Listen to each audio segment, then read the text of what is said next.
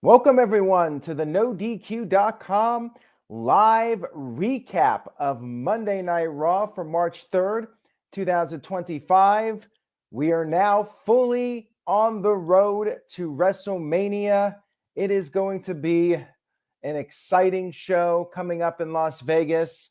We still have over a month away, though. Lots to build up. We definitely had a lot on this episode of Raw. So let's go ahead and get right to it. Thank you, everyone, for watching this, whether it's live or on demand.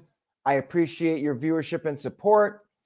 Chat room, leave your thoughts. Let me know what you think about Monday Night Raw.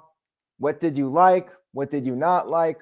Post a comment, and I will post some of the messages up on the screen. Let's go ahead and get to Monday Night Raw. We had a recap of Elimination Chamber, which was something that Triple H lived up to, an industry-changing event.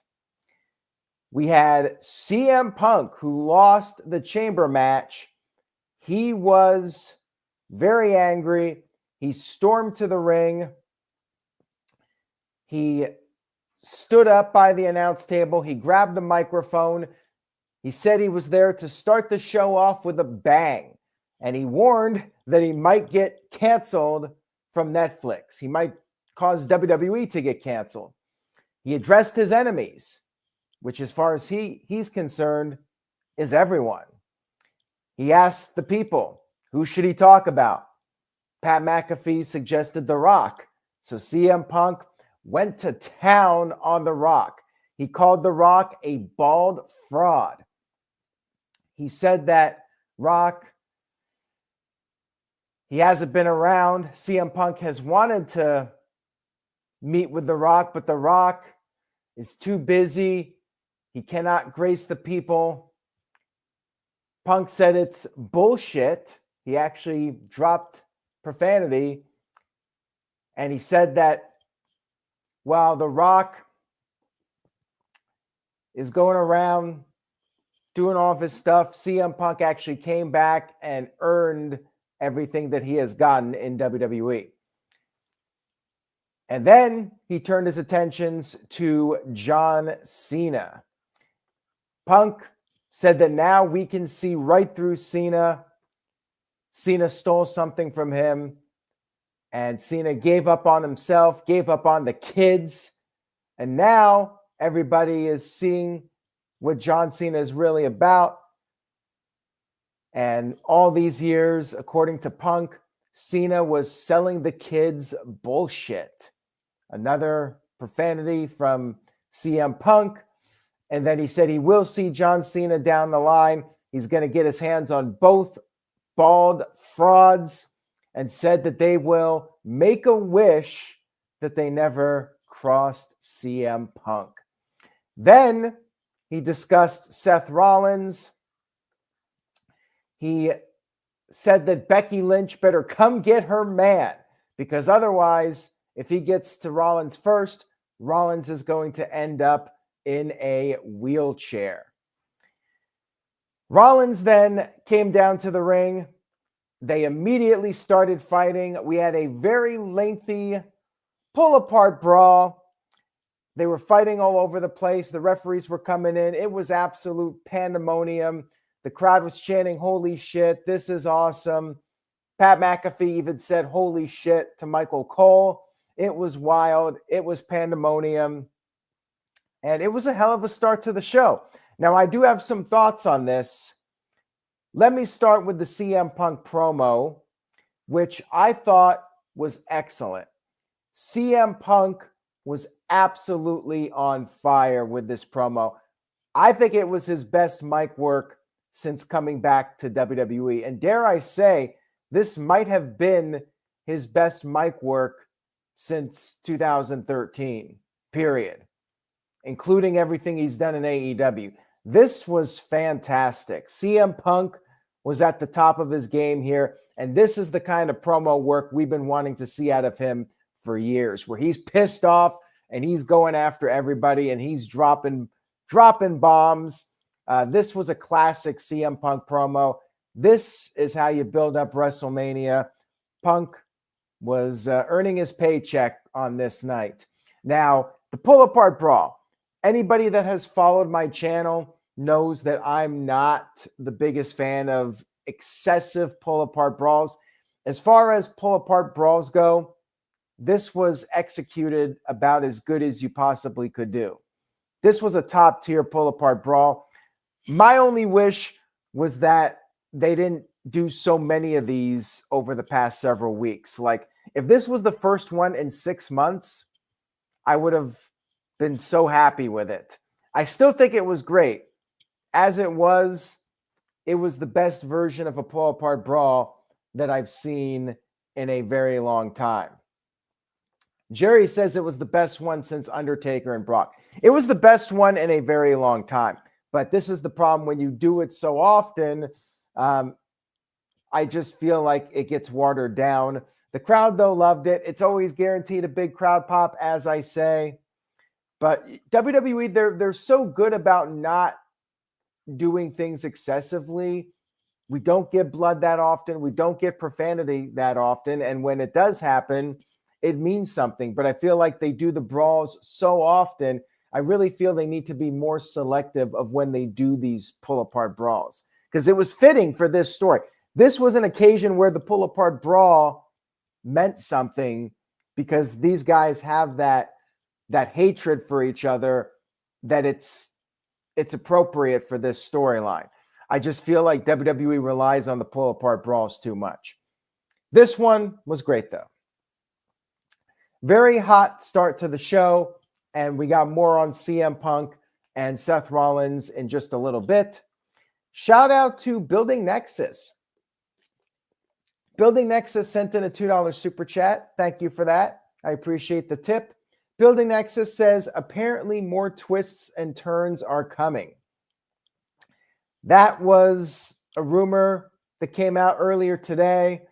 More twists and turns coming for WrestleMania, and so far that appears to be the case. And we'll talk about that in just a little bit. But yes, we could be seeing some more twists, and we got one on Monday Night Raw tonight. We'll talk about that shortly. All right, we had a backstage segment with the Judgment Day. Finn Balor seems to be upset. Liv Morgan asked if he was okay, and he tried to act like things were fine, but then he brought up Liv losing the chamber and Dominic and Carlito getting embarrassed by Braun Breaker. And Dominic said, well, maybe if they had another member, they could handle Braun Breaker, but Balor blew him off again, said he will deal with Braun Breaker. The plot continues to thicken with these guys.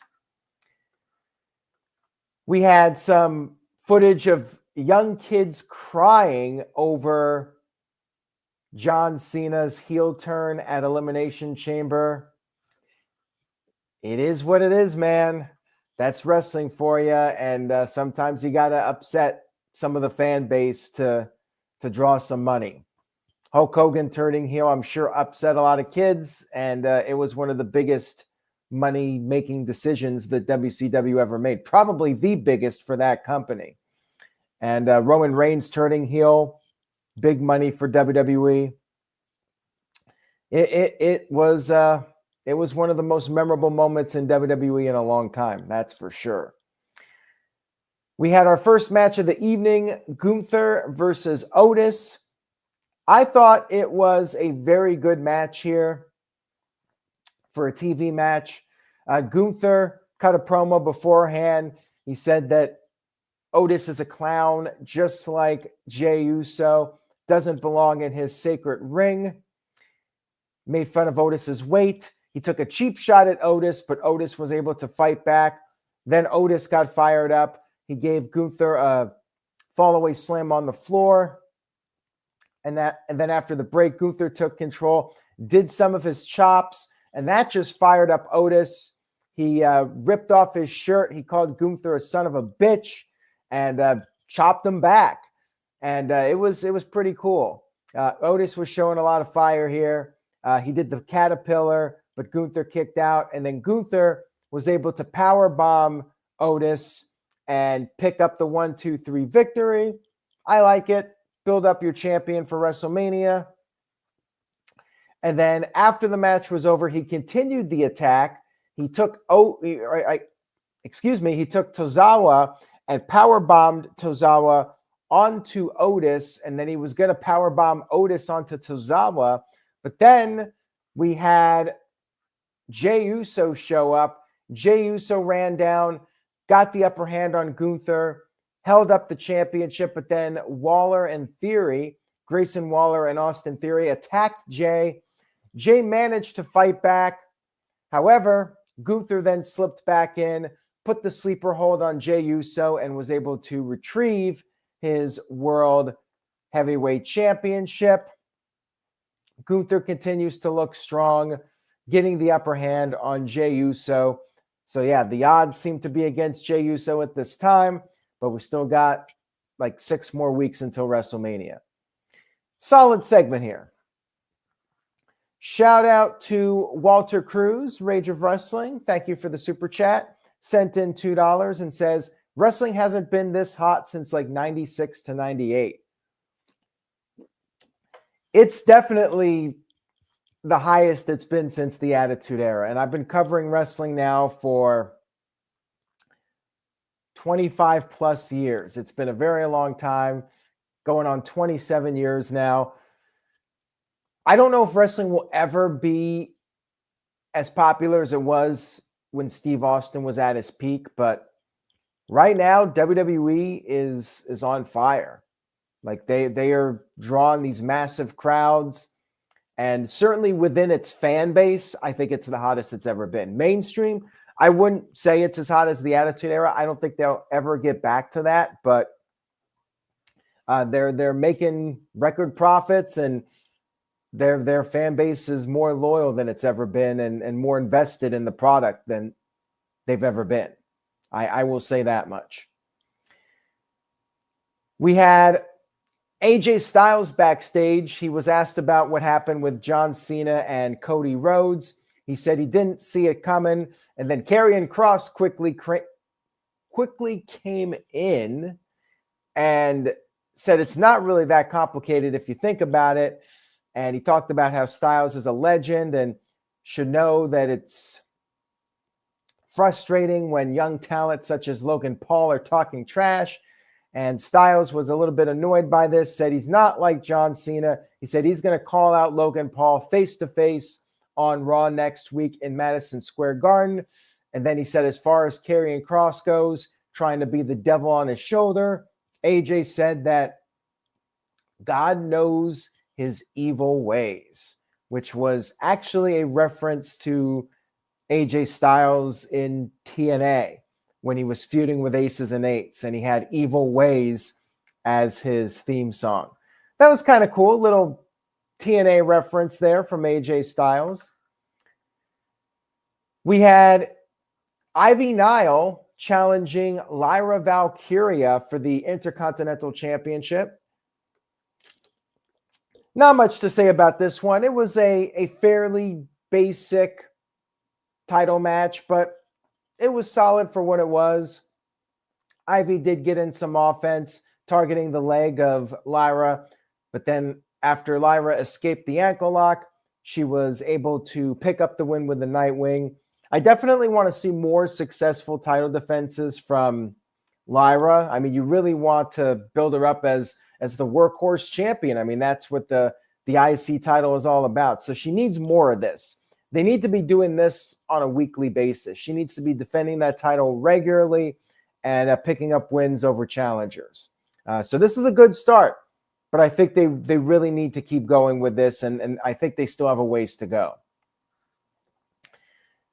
We had CM Punk and Seth Rollins brawling backstage once again, and you had officials trying to break things up. And then Adam Pearce confronted Seth Rollins, and Rollins was saying he was going to make sure Punk doesn't make it to WrestleMania at all. And that's when Adam Pearce made a steel cage match for next week in Madison Square Garden. CM Punk versus Seth Rollins, one-on-one. People might be wondering, well, why are they not doing this for WrestleMania? Well, I'm thinking we're getting a triple threat at WrestleMania with CM Punk, Seth Rollins, and Roman Reigns. That's my gut feeling here. My prediction, Roman Reigns will be back next week to get his hands on Seth Rollins. I could see Rollins beating Punk to make it one apiece since Punk won the first match. Maybe he hurts Punk. Reigns comes back, and then Punk has to call in his favor to get added to the WrestleMania match after they confirm Roman Reigns versus Seth Rollins. Punk is gone for a few weeks, and then he's back, and he tells Heyman to put him in the match, and that's how Punk gets to WrestleMania. That's my prediction at this point, but as the rumors say, there could be some twists and turns coming.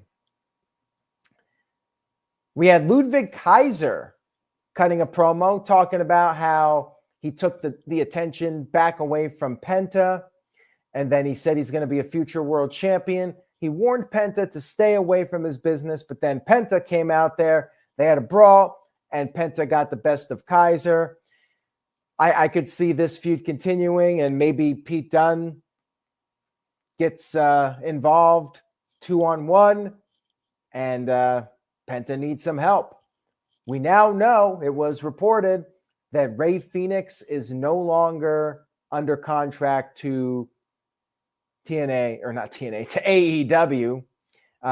He was removed from the roster page, and pretty much everybody expects him with WWE in the very near future, possibly for WrestleMania. I mean, they could do that as a tag match for WrestleMania. Lucha Brothers versus Pete Dunne and Ludwig Kaiser. Now, I know some people are saying that Penta is hot right now and he's doing well with the singles run, which is true, but I feel like the biggest strength with Penta is teaming up with Rey Fenix. The tag division needs some heavy hitters. So I really do think you need them as a tag team. I think they're better off together. Even though Penta's been off to a strong start, I still think Penta and Phoenix will have their most success in WWE as a tag team. Like, you could push them strong. They could have several years as like a New Day or the Bar type of tag team that has several tag team title runs. I think they could be a top-level tag team for several years. Backstage, Bianca Belair was asked about Jade Cargill attacking Naomi, and she said she didn't want to talk about it out of respect to them. She said instead she wants to focus on WrestleMania. Then we had the War Raiders versus the Creed brothers for the tag team titles. Good match here with these two teams, back and forth. Momentum shifts several times during the match. Creed brothers came close on a couple of occasions. They did a double team angle slam and then a 450 combo. Eric was able to kick out, though. And then Julius came off the top of the shooting star, but there was another kick out. And then Eric came in. He avoided the Brutus ball. And then Ivar and Eric did the War Machine double team finisher, got the win to retain the titles. I'm a little surprised. I thought maybe we'd get a tag team title change here. I mean, I felt like the Creeds could have benefited from the win, but they're keeping the War Raiders strong. Who can go against them, though? Like, I would have liked to have seen the Creeds win and build them up for a while and then potentially have them against the Lucha Brothers. But we'll see what happens with that. Like, who do you put the War Raiders against at this point? Chat room, let me know what you think. And speaking of the Creeds and American Made, we had a little vignette of Chad Gable. He was, I guess, in the streets of Mexico on a quest to learn the art of lucha libre. And he had a picture of somebody, and he eventually found this guy who was some old guru, I guess. I don't know. Just some mysterious old man who offered him a package for like $500. Gable paid him, and then Gable opened up what was inside, but we didn't get to see what it was. Some mystery item in the box. Was it some sort of a mask, a lucha mask? Guess we'll find out soon enough, but we got a little bit of a cliffhanger there with that. And then we had a recap of the Kevin Owens and Sami Zayn match at the Chamber pay-per-view, and it was noted that Sami Zayn is out of action indefinitely. Is he out of WrestleMania? Who knows? And Rage of Wrestling, Walter Cruz, sent in a $2 super chat. Thank you for that. I appreciate it. Says, gave me the movie 7 What's in the Box vibes. That was a very disturbing ending, that movie. And yes, I agree with you on that. Although I think it was probably something good for Chad Gable that will help him in his efforts here. We'll see what happens with that. But I did see the memes about the box. There's been quite a few of them already. And shout out to Barely Efficient, who sent in a $2 super chat. Thank you for that. I appreciate the tip. Says, Aleister Black, the newest Judgment Day member? I could see that. I mean, they're definitely teasing a new member. Who else could it potentially be? I don't think it would be Miro or Rusev. I mean, that seems a little bit random. I think Rusev is best off on his own. Aleister Black, people were comparing the House of Black to the Judgment Day for a while. I mean, I think he would fit in with the group. So we'll see. And we'll talk about Judgment Day here a little bit more in just a moment. We had an LWO promo vignette, and they hyped up an upcoming match with the New Day for next week. Rey Mysterio issued the challenge. Rey and Dragon Lee versus the New Day in a tornado tag team match next week on Monday Night Raw in Madison Square Garden. Should be a fun one. And then we had Finn Balor come into the ring. Braun Breaker was in the crowd with Jackie Redmond, and Balor was calling him out, saying that the only reason Braun Breaker is champion because Judgment Day has allowed it. And Braun disagreed with this, said that he's a dog, and he embarrassed all of them. And then Balor said that Braun is hiding behind Jackie, so Braun decided to come down to the ring. There was an attempted ambush. Carlito tried to attack Braun. Dominic tried to attack Braun. Both of them were unsuccessful. Then Braun fought with Finn Balor, went for the big spear, but Balor was able to escape. And as I mentioned earlier, maybe we get Aleister Black coming in as the new member to help out. We'll see what happens. Because, yeah, they keep teasing something with a new member. And up to this point, Judgment Day hasn't been able to get the best of Braun Breaker. Sounds like they're going to need some more reinforcements. And, yeah, Judgment Day, if they're going to keep the group going, I think they really do need a serious person to take control and give them some credibility. So is that person Aleister Black? Guess we'll find out soon enough. Maybe that's where he ends up. Then again, maybe Black ends up in a different spot, maybe on SmackDown, reunited with Zelina Vega. Who knows? And I'm still wondering if they're going to do some sort of a multi-way match. We had a Jey Uso backstage promo, and he said that he fears no evil, and at WrestleMania, he is going to crash out. We'll see what happens with that. We still got 6 weeks left of build. Curious as to see what they do. I mean, how many weeks can they do the brawl that ends in a beatdown? We'll find out. We then had our main event. Bianca Belair versus Io Sky for the women's champ, or not Bianca, Rhea Ripley versus Io Sky for the women's championship. Botch. Bianca Belair was out there sitting at ringside, which typically means shenanigans. It's like a neon sign for something's going to happen with the person on the outside and the participants. Anyways, this was a really good main event. A lengthy, competitive match between these two. Crowd was very much behind the champion, Rhea Ripley, and she was slinging Io onto the apron and then suplexed her on the floor. And then Io traded shots with Rhea. Then they were both on the apron, and Io slammed Rhea arm first into the apron. But then Rhea came back with an avalanche back suplex. Io then regained control, hit the over the moonsault, but Rhea was able to get there or get her foot on the rope. Rhea was still in it. And then they were both on the outside of the ring.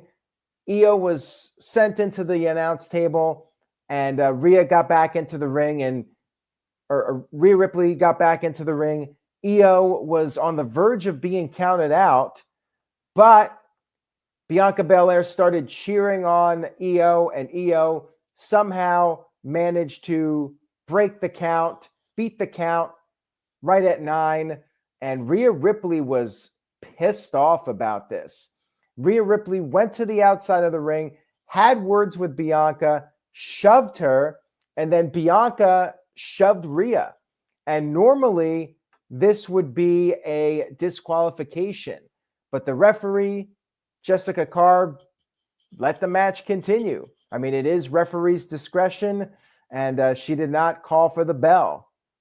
Now, why don't they do this on a more regular basis? But anyways, she let the match continue, and then Rhea was going to do this avalanche riptide, but then she looked over at Bianca, who was on the outside, and said, "See you at WrestleMania." And that little moment led to Io countering with a Hurricane Rana, and then Io hit the moonsault, got the 1-2-3 victory. And as everybody in the chat room has been pointing out, the biggest shocker of the show, Io Sky beats Rhea Ripley. I believe Rhea Ripley was champion for like 50-something days.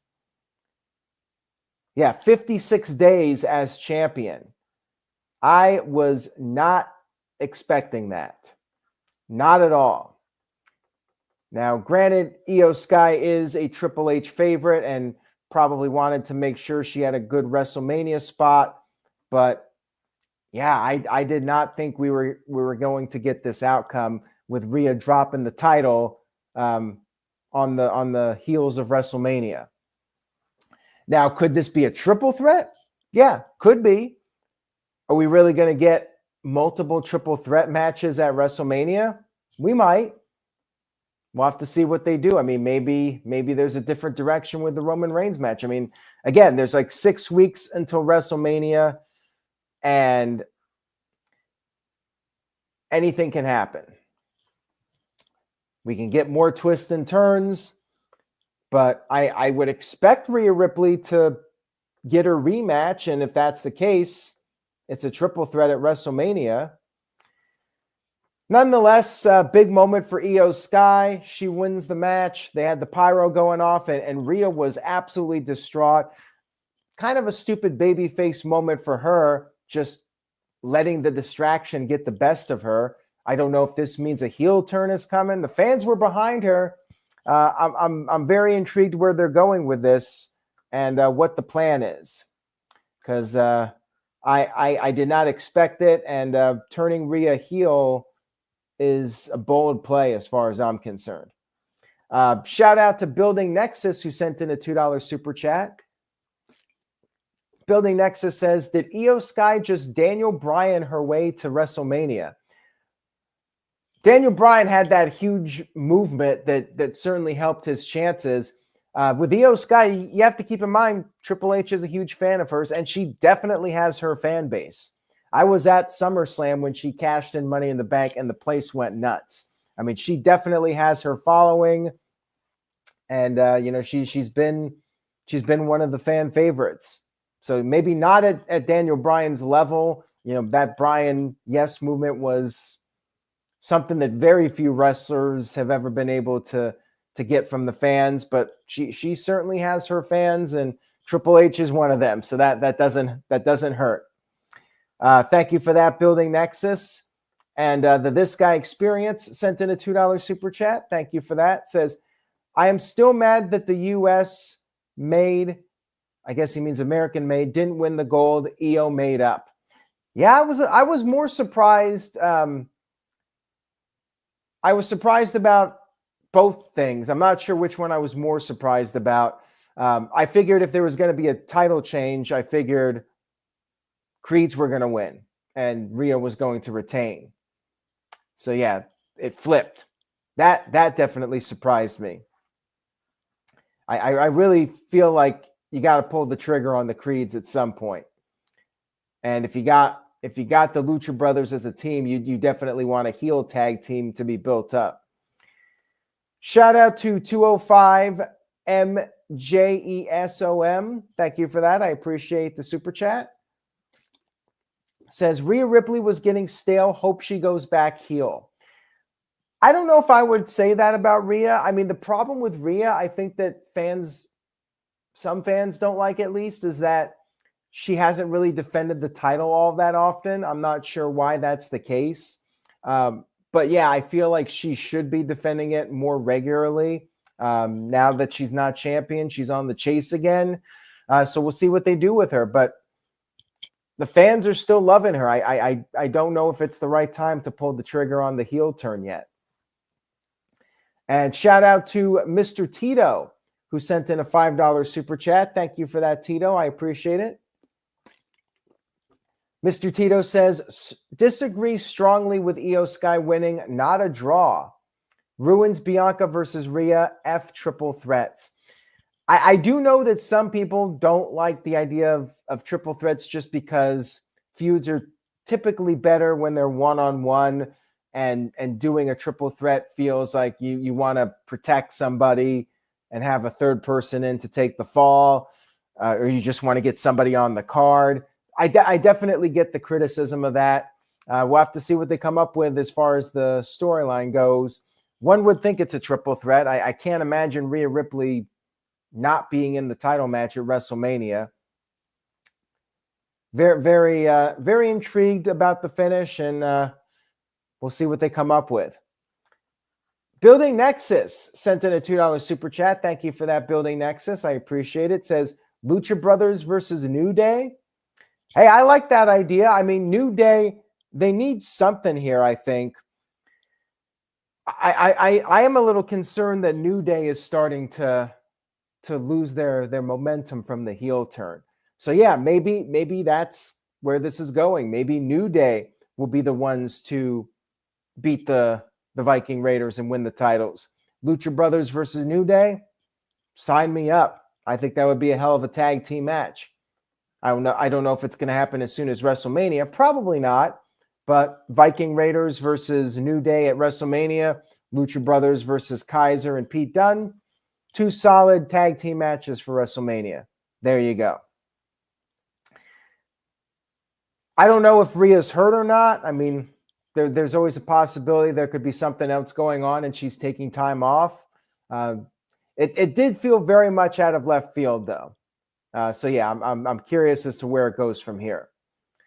Happy for Io Sky, though, and I do think she is a draw. Not at the level of Rhea Ripley. Rhea, I think, is your biggest star in the women's division, but I don't think that Io should be put down to that point where you say she's not a draw.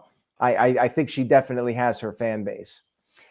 Anyways, that was my thoughts on Raw. I thought it was a really good show this week. Things are heating up for WrestleMania. The Punk promo was top tier. The main event was really good. And there was a lot of solid wrestling and some solid angles throughout the show. I give it a strong 8 out of 10 points this week. Very good episode of Monday Night Raw. I definitely recommend checking it out. Clocked in right at about 2.5 hours. Seems to be a good run time. I didn't feel it was too long or too short. Maybe Triple H was right. What do you know? The guy who's running a very successful company says 2.5 hours is the sweet spot. So far, seems accurate. Anyways, guys, thank you all so much for watching. I really do appreciate it. Much love to all of you out there. Stay tuned to the No DQ YouTube channel at nodq.com/YouTube. We got the No DQ review coming up back at our 7 p.m. Eastern time slot.